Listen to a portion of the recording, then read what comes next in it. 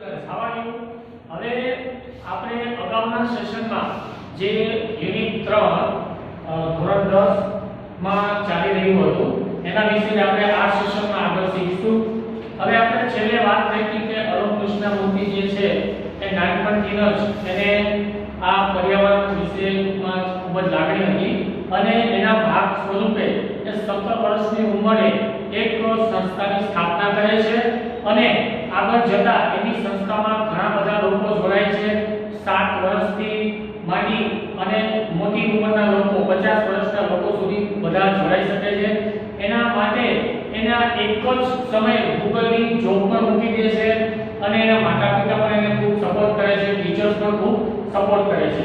હવે આપણે આજે આગળ જોશું બધા જે આપણે પૂરું કર્યું હતું ત્યાંથી આગળ બધા ટેક્સ્ટ બુકમાં ધ્યાન આપશે। આગળનો પ્રશ્ન અરુણ કૃષ્ણમૂર્તિને પૂછવામાં આવે છે કે what kind of garbage do people throw in water bodies? કઈ પ્રકારનો કચરો જે છે એ પાણીની અંદર ફેંકવામાં આવે છે? આવો એક પ્રશ્ન પૂછવામાં આવે છે। સાથે બીજો પ્રશ્ન પણ પૂછે છે how do you deal with the removal of this garbage once you clean the water bodies? હવે આ તમે જ્યારે જળાશયો સાફ કરો છો તો એને રિમૂવલ જે કચરો છે એમાંથી કાઢો છો તો એને કઈ રીતે કાઢો છો અને એના માટે તમે શું શું કરો છો? આવો પ્રશ્ન એને પૂછવામાં આવે છે। તો એના જવાબમાં અરુણ કૃષ્ણમૂર્તિ કહે છે everything from the diaper to what slipper. જો તમે વિચારો આપણે જે વસ્તુ છે એ જ્યાં ત્યાં ફેંકી દઈએ છીએ અંતે તો પાણીમાં જાય છે, પાણીમાંથી પાછું આપણી પાસે જ આવે છે, એટલે કે આ નુકસાન તો આપને જ કરે છે। વોટ ડાયપર ટુ વોટ આઉટ સ્લીપર, બાળકિયાથી માંડી અને આપણે જે તૂટેલા સ્લીપર છે એ પણ માત્ર કચરામાં જાય છે, કચરામાંથી સીધા પાણીમાં અહીંયા બધા હોય છે। we find everything in our lakes। આ દરેક વસ્તુ અમને પાણીની અંદર મળે છે, કોઈ પણ સરોવર છે, તળાવ છે એની અંદર મળે છે। this is so disturbing। આ ખૂબ જ હાનિકારક છે, કારણ because it is water and water is basis of life। અને આ એક જળ છે અને જળ એ જીવન છે, આપણે કહેવત જ છે ને જળ એ જ જીવન છે, તો એના કારણે ખૂબ જ આને નુકસાન પહોંચાડે છે। how can we not care for these water bodies?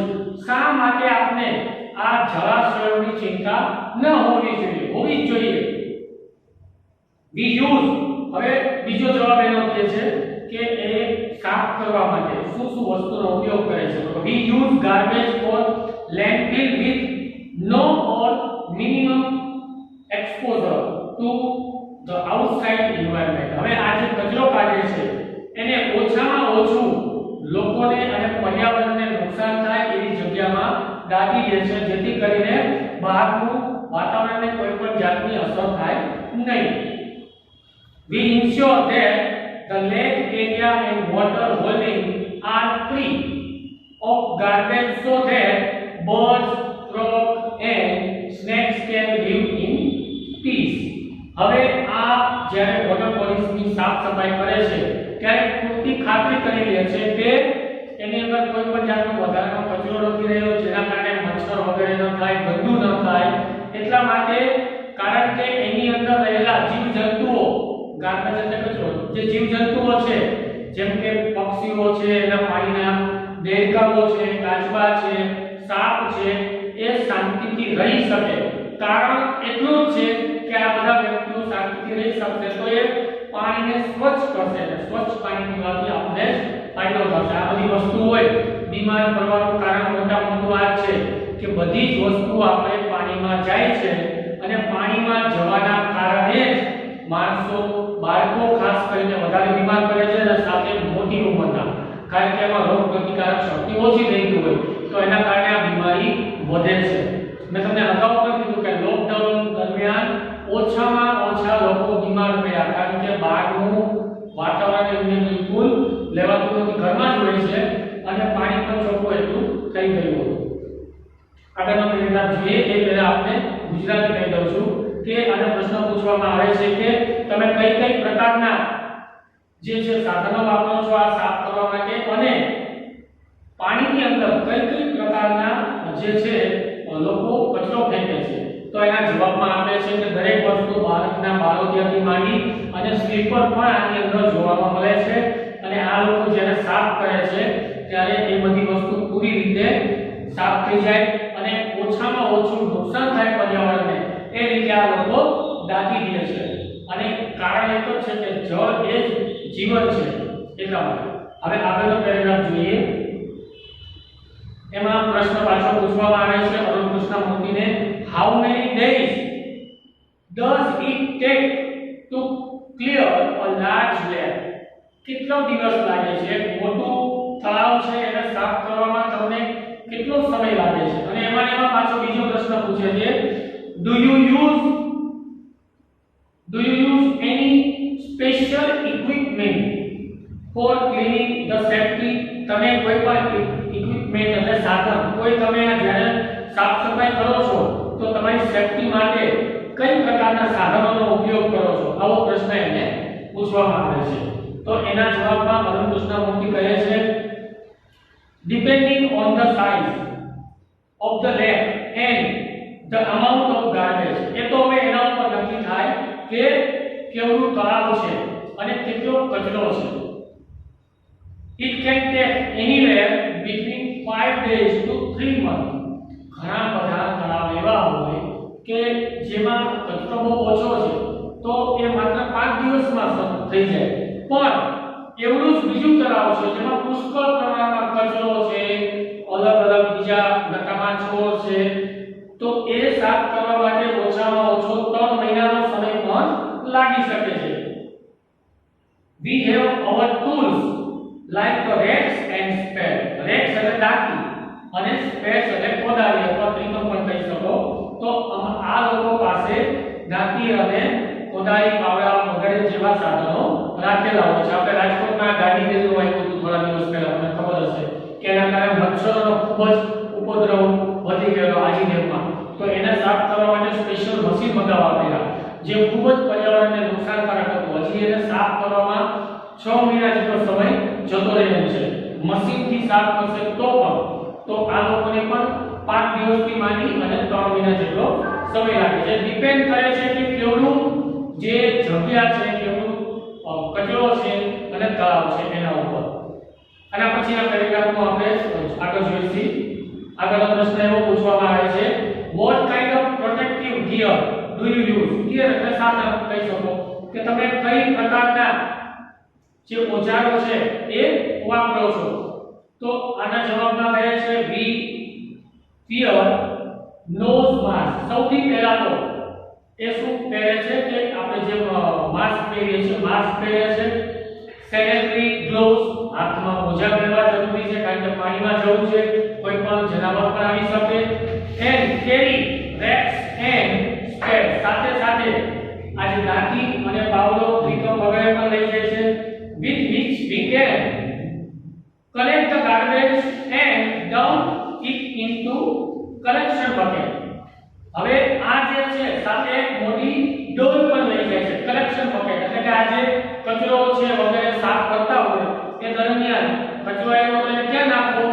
તો કે હારે કરીને તો એના માટે ડોલ લઈ જાય તો એની ડોલમાં રાખે છે. બધા લોકો જેટલા સાફ કરતા 5 જણા, 10 જણા, 20 જણા તો બધા ડોલની અંદર આ વસ્તુ નાખતા જતા હોય, લેતા જતા હોય, સાફ કરતા જતા હોય અને આની અંદર નાખતા જતા હોય. અને which are taken to the garbage truck. અને આ જે છે સાથે આ ટ્રક પણ લઈ ગયા હોય કે જેટલો કચરો ભેગો થાય કલેક્શન બકેટમાં એ ટ્રક સુધી લઈ જાય અને એની અંદર ઠલવી દે, ત્યાં ઠલવી નાખતા. we also use heavy machinery. સાથે સાથે આ લોકો ખૂબ જ હેવી મશીનરી પણ યુઝ કરતા હોય. એ ડિપેન્ડ કરે છે કે કેવી જગ્યા છે. બધી જગ્યાએ એવું જરૂરી નથી કે મોટી મશીનરી જરૂર પડે. કેવા તો કે લાઈક અર્થ મૂવર્સ, જમીનને આમ તેમ ફેરવવી હોય તો જગ્યા કરવી હોય તો એવું. પોલિગન, આ એક મોટું યંત્ર આવે છે જે સ્પેશિયલ તમે જળાશયમાં ઉપયોગ કરી શકો જેનાથી ચાલી શકે, જેમ ગમે તે જગ્યાએ જઈ શકે. તો ડિસીલ the lake and clear the weeds. weeds એટલે નકામો છોડ, and scrubs અને નાનો છોડ are harmful. કે જે આ તળાવની અંદર હોય, નકામા છોડ હોય, નાના છોડ હોય જે બિલકુલ તળાવને અથવા પર્યાવરણને ઉપયોગી ન હોય, જે મેં તમને હમણાં વાત કરી ગાંધીનગરની પર્યાવરણને બિલકુલ ઉપયોગી નથી, કંઈક 3-3.5 કિલોમીટરમાં થઈ ગઈ છે. હવે એ સાફ કરવામાં કેટલો સમય વયો જાય? 6 મહિના જેટલો સમય જતો રહેશે. તો એવી જ રીતે આમાં પણ કહેવામાં આવ્યું છે કે જે નકામા છોડ હોય, જે અંદરના જળચર જીવ છે એને નુકસાન પહોંચાડતું હોય ત્યારે એ સાફ કરવું જરૂરી છે, જેથી કરીને આ બધા અંદરના જળચર જીવ શાંતિથી રહી શકે, આપણે પાણી પણ ચોખ્ખું મળે અને મચ્છરનો બિલકુલ ઉપદ્રવ ન થાય. હવે ફરીવાર આપણે અહીંયા સુધીનું ગુજરાતી કહી દઉં છું. આ સેશનનું છેલ્લું છે ગુજરાતી ટ્રાન્સલેશન કરી દઉં છું કે એને પહેલો પ્રશ્ન એવો પૂછવામાં આવે છે કે કેટલો સમય લાગે છે તમારે આ તળાવ સાફ કરવા માટે અને તમે કઈ પ્રકારના સાધનો વાપરો છો અને તમે સાથે કઈ કેવી સેફટી રાખો છો. તો એને કહેવામાં એ જવાબ આપે છે અરુણ કૃષ્ણમૂર્તિ કે નક્કી થાય છે તળાવ જે જળાશય છે એના ઉપર કોઈમાં 5 દિવસ લાગે, કોઈમાં 3 મહિના લાગે, કેટલો કચરો છે અંદર એના ઉપર એ નક્કી થાય છે. અને એ લોકો કોદાળી અને આ જે દાંતી છે એવા સાધનો પણ સાથે વાપરે છે.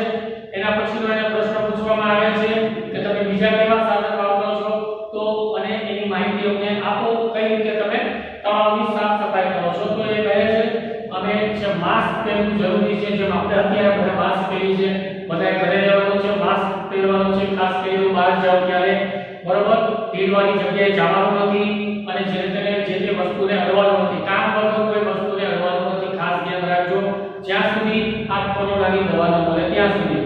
તો વચ્ચે તમને કહી દીધું કે એ લોકો પણ હાથના મોજા પહેરે છે, સાથે પાવડો છે, કોદાળી છે, દાંતી છે આ લઈ જાય છે અને દોર પણ લઈ જાય કે જે દરમિયાન સાફ કરતા હોય એક એક વસ્તુ તો આપે નહીં, તો જેટલા જણા સાફ કરતા હોય એ દરમિયાન બધા સાથે આ વસ્તુ રાખે છે અને જેવી ડોલ ભરાય એટલે ટ્રક પણ લઈ જાય તો ટ્રકની અંદર ફરવી દે છે.